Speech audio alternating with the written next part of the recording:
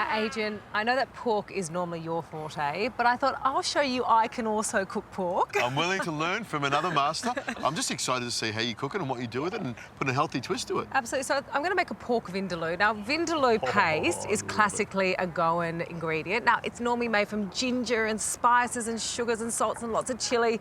But what I've bought is a really good quality vindaloo paste. I've got it salt reduced and I've got it sugar reduced as well. Oh, what a shame. But you've got plenty of pork to go with it. So what you've balanced out with less salt and less sugar, you're going to, you know, bring back again with the delicious pork. Pork chops. There we go. So All right, vindaloo paste in there? Yep. Vindaloo paste I've got into a bowl and I'm putting some full cream yogurt into the bowl as well. Now, I'm going to give that a really good mix through.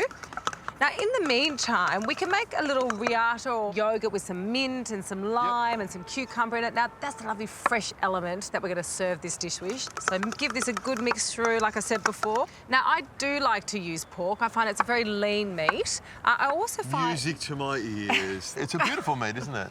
So what we do is just pop the pork chops straight into the vindaloo. So I'm going to use about 4 for the ingredients. That was probably 2-3 tablespoons of the vindaloo paste, maybe a cup of the yogurt. Is that? It's about a cup of yogurt. Yep. You don't need a lot. What we really ideally would have loved to have done is leave this and get it to marinate at least for a couple of hours. You'll get those flavours to permeate through it. It only gets better. It's looking really good. It's got great colours in it. I mean, definitely with all the tamarind and the different spices that goes into the vindaloo. So and the thing I'm noticing is that paste has really got a lot of tang to it. Just the smell alone, it's almost getting my mouth watering just thinking about it. That's the desired effect, isn't it? There we go, pork chops and vindaloo. You've got my 2 favourite food groups of today. So I've got the barbecue to about a medium to high heat, and I'm going to cook these for about 5 minutes on each side. I'm loving this, watching you cook pork chops on the barbecue. Just a beautiful sight. Now, you haven't used any salts at all because there's enough flavour already for you, isn't there? There's definitely enough salt in the vindaloo paste. I'm going to cook this, like I said, for 5 minutes each side. And the other tip is I'm going to rest this for another 5 minutes as well. Delicious.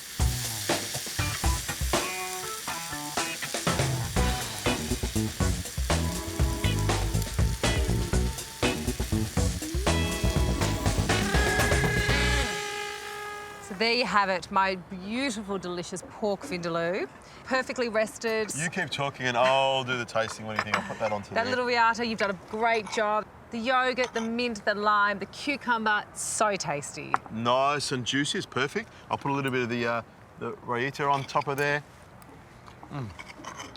Oh, that is cooked perfectly. Beautiful. It's got a bit of heat in it as well.